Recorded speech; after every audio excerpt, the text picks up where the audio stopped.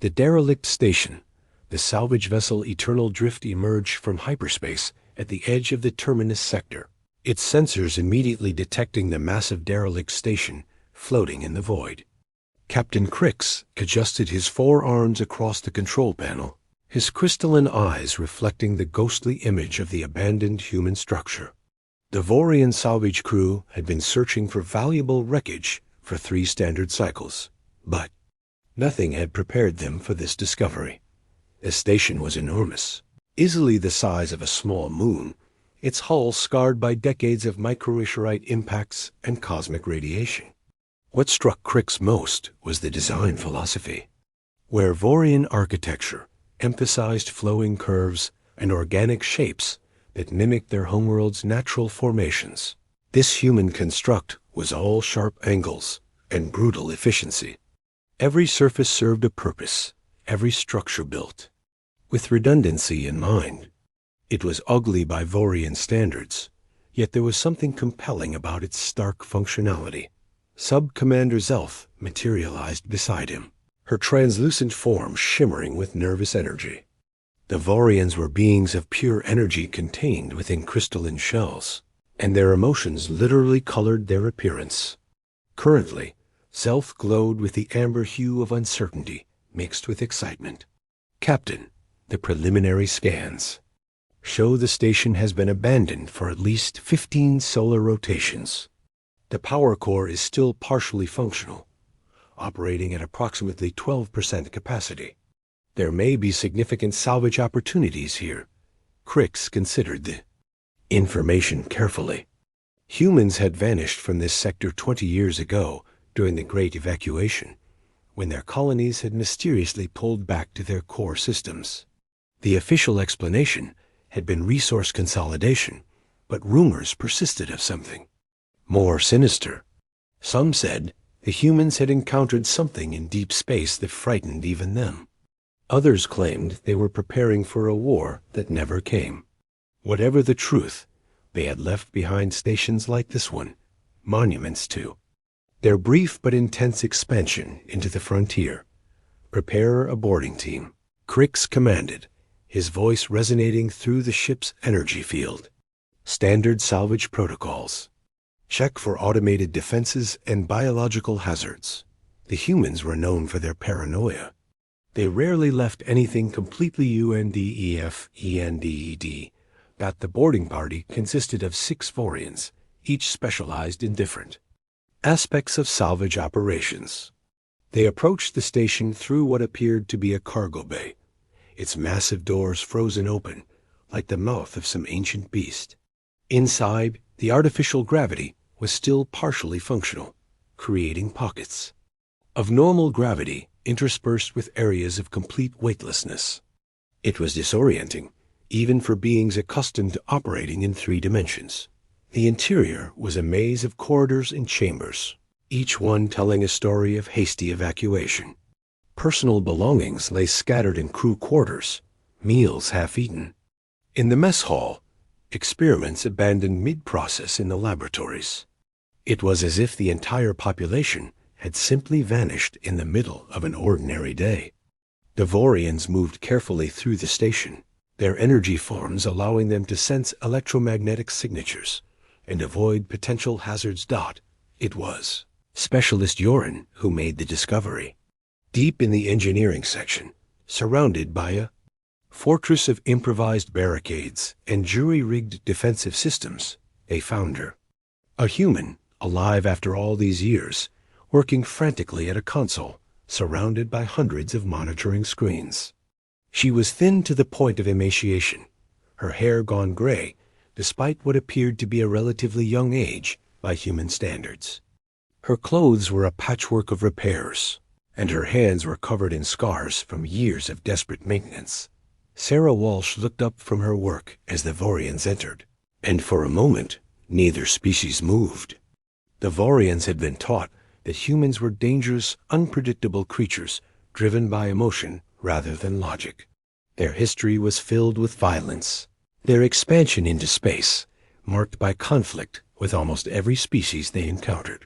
Yet the woman before them didn't reach for a weapon. Instead, She simply sighed and returned to her work. I was wondering when someone would finally show up, she said in accented Galactic standard, her fingers never stopping their dance across. The keyboards. You're Vorians, right? Energy beings, crystalline shells, tendency to glow different colors based on emotion? You're currently displaying what I'd guess is surprise, mixed with fear. The purple one in the back is definitely fear. Crick stepped forward cautiously, his form shifting to project authority. You are human.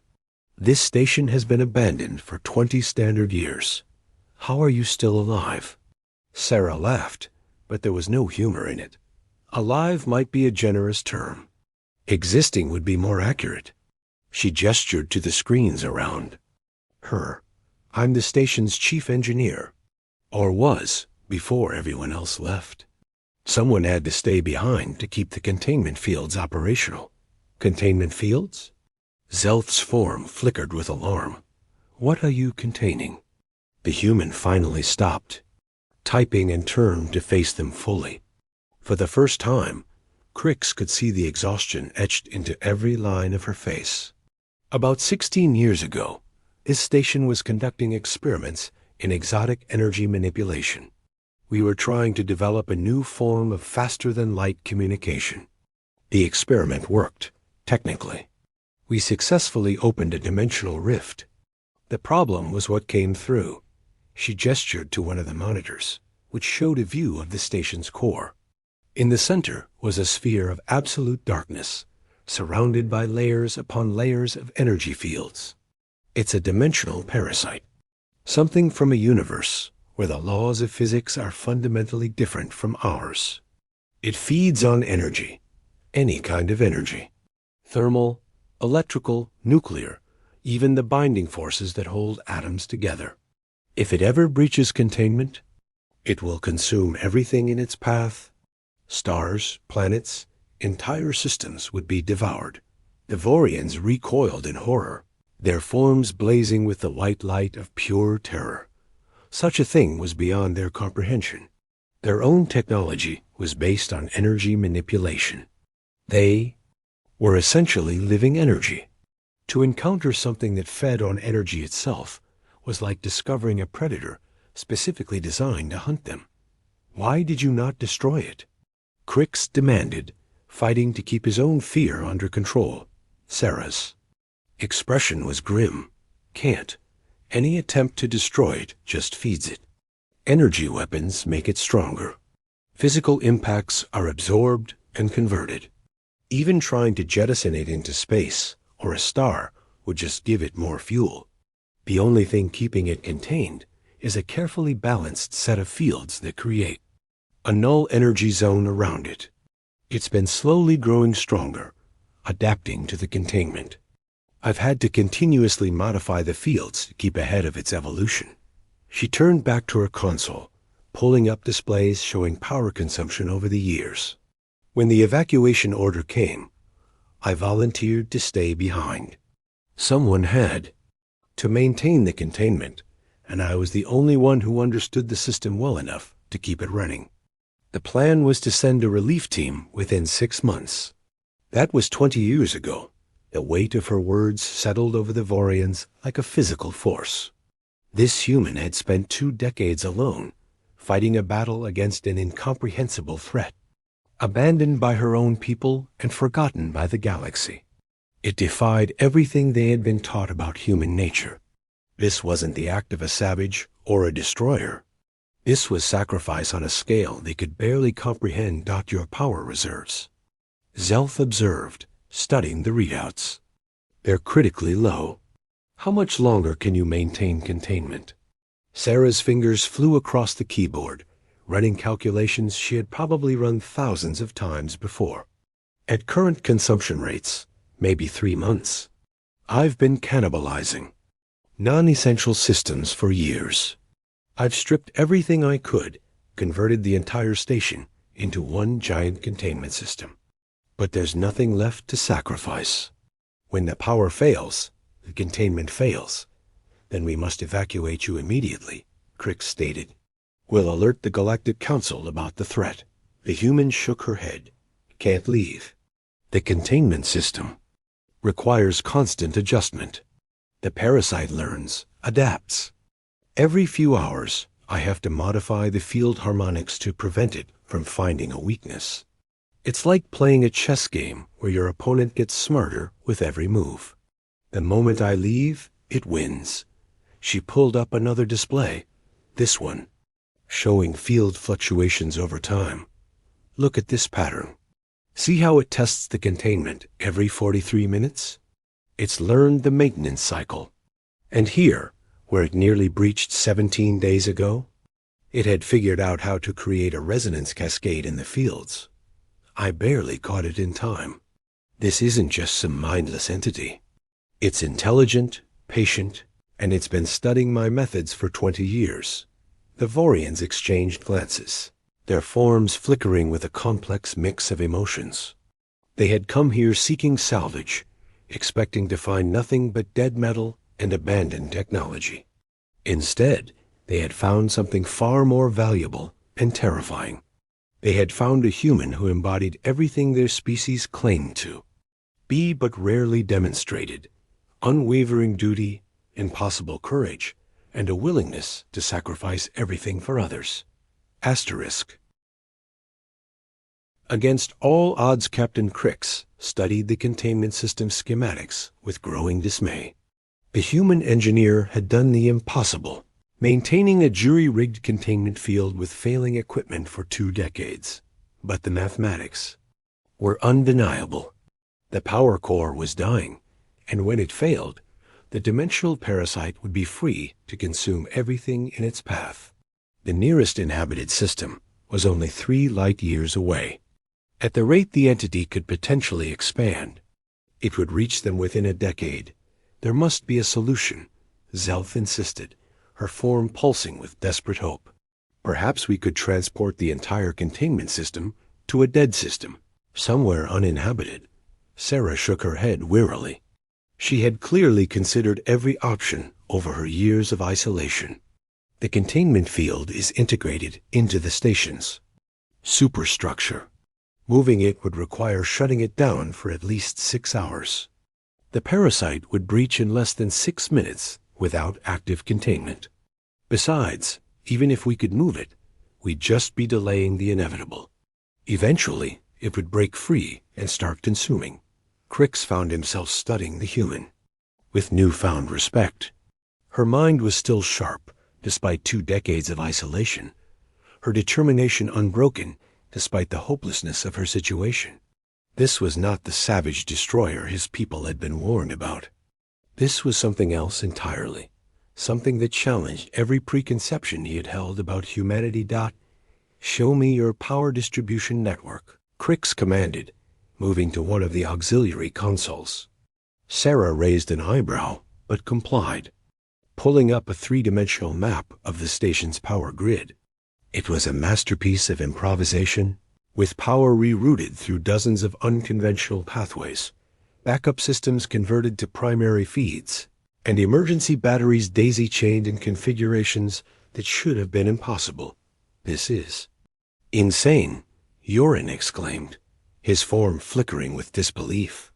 You've violated every safety protocol in existence.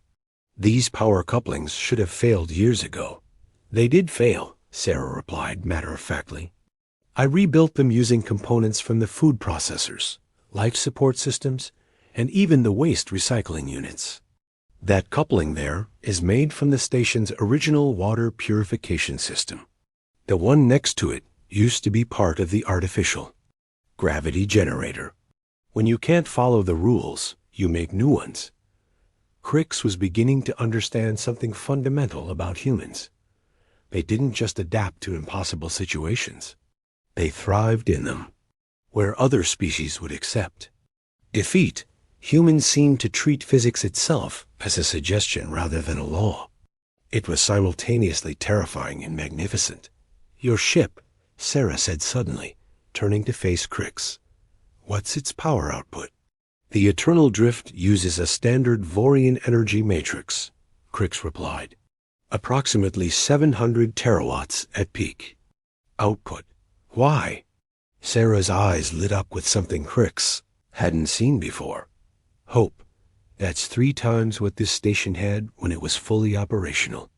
If we could interface your ship's power core with the containment system, we could boost the fields enough to try something I've been theorizing about for the last decade.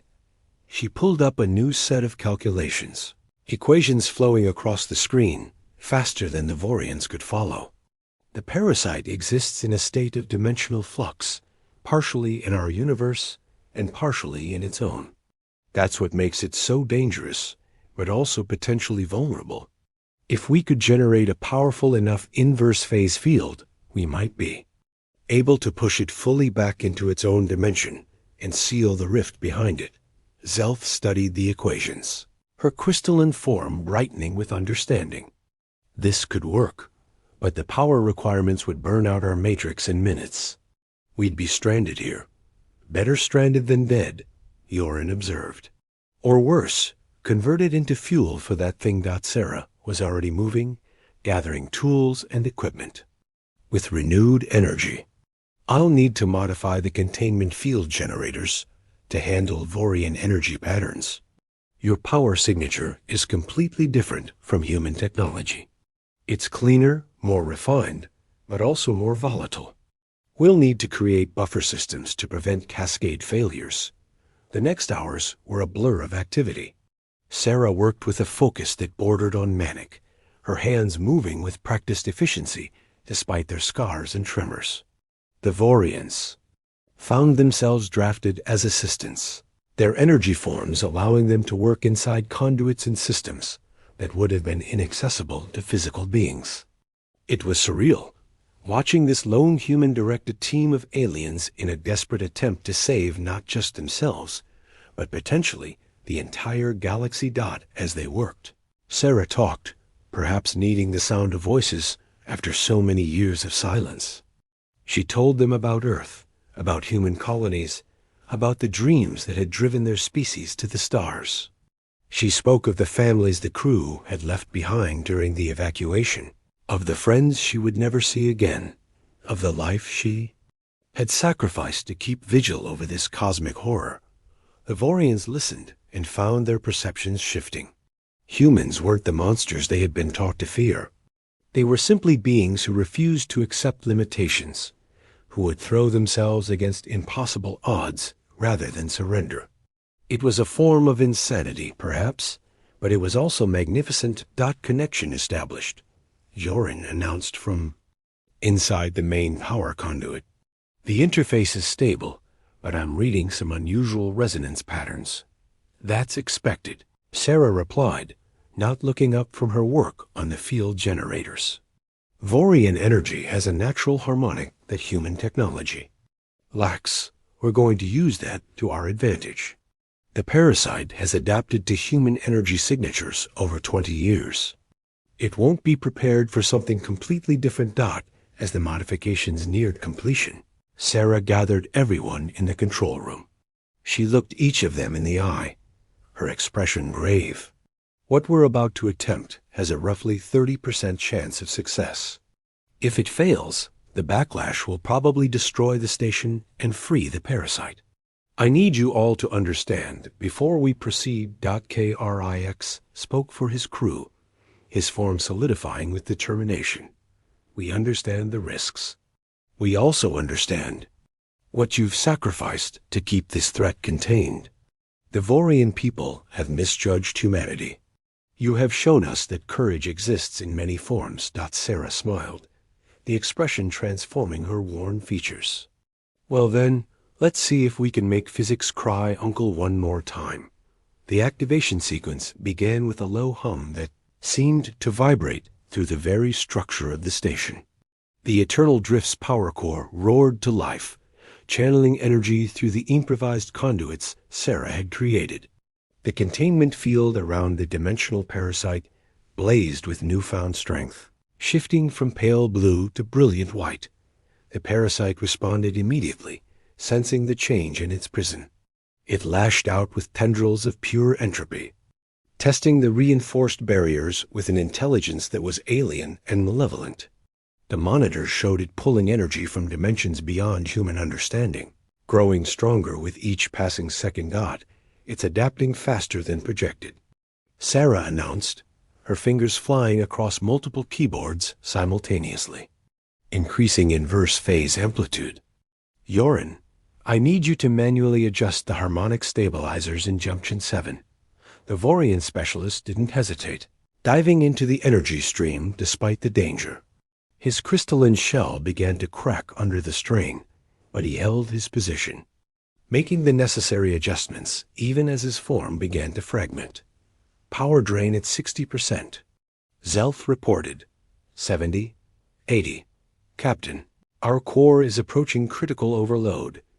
Hold it steady, Crix commanded, his own form blazing with determination. Sarah had held this line alone for 20 years. They could hold it for 20 minutes. Dimensional Parasite, fought back with increasing desperation, seeming to sense that this was different from the thousands of attempts it had weathered before. Reality itself began to warp around the containment field, with pockets of space where the laws of physics simply ceased to function. In one corner of the room, time flowed backward. In another, gravity pulled in 3 directions simultaneously. Phase. Alignment at 90%, Sarah announced, sweat pouring down her face despite the cold. 95. 98. Come on, you interdimensional bastard, go home. With a sound like reality tearing, the containment field collapsed inward. For a moment that lasted eternity, the dimensional parasite was fully visible, a thing of impossible angles and colors that shouldn't exist. Then, with a flash that temporarily blinded everyone in the room, it vanished. The rift that had emerged from 20 years ago sealed itself with a crack like thunder. The silence that followed was deafening. Sarah stared at the monitors in disbelief, running scan after scan. His parasite was gone. The dimensional rift was sealed. After 20 years, her vigil was finally over. She collapsed to her knees, sobbing with relief and exhaustion. Captain Crix moved to support her, his energy form solidifying enough to offer physical comfort. You did it. You saved us all. We did it, Sarah corrected, looking at each of the Vorians in turn. I couldn't have done this alone. Thank you. As the eternal drift limped back to Vorian space with its unusual passenger, Crix found himself composing his report to the High Council. He would tell them about the human who had stood guard alone for 20 years. He would tell them about the courage that defied logic, the determination that bent the laws of physics, and the sacrifice that asked for no recognition. He would tell them that everything they thought they knew about humans was wrong. Sarah Walsh had shown them what humanity truly meant. It meant standing guard against the darkness, no matter the cost. It meant finding solutions where none existed. It meant that sometimes being unstoppable wasn't about strength or weapons or technology. Sometimes it was about refusing to give up, even when the entire universe insisted it was impossible. The High Council would demand proof, of course. They would want to study the station, analyze the data, verify every claim. But Crix knew that no amount of evidence would truly capture what he had witnessed. How could you quantify the kind of determination that kept someone at their post for 20 years? How could you measure the courage it took to face an incomprehensible threat alone?